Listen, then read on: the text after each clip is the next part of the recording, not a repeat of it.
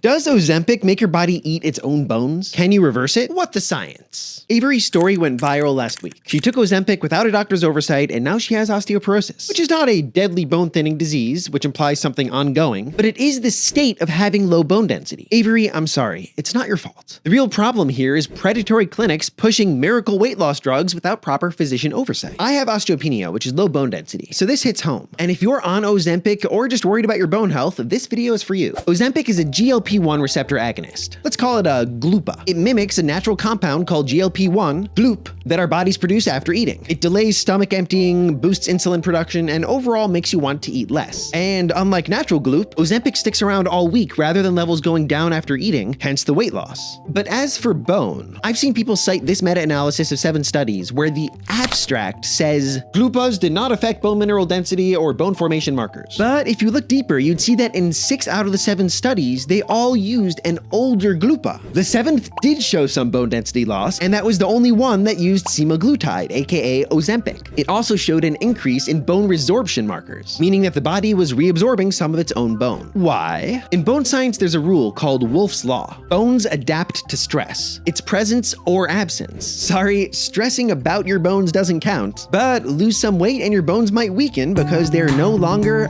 under pressure.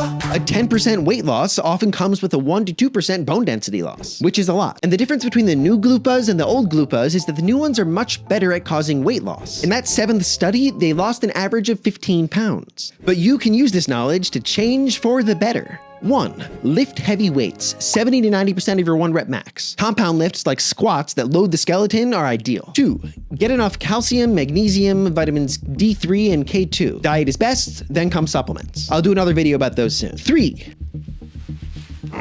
Try wearing a weighted vest. It tricks your body into thinking that it's heavier, continuously loading the skeleton and boosting bone density. It's best to start light and work your way up in weight and time worn. And you can add jumping exercises for maximum impact. And if someone looks at you funny, you can just tell them that you're doing it because GLUPAs made you fear the wolf. They won't think you're crazy at all. For science!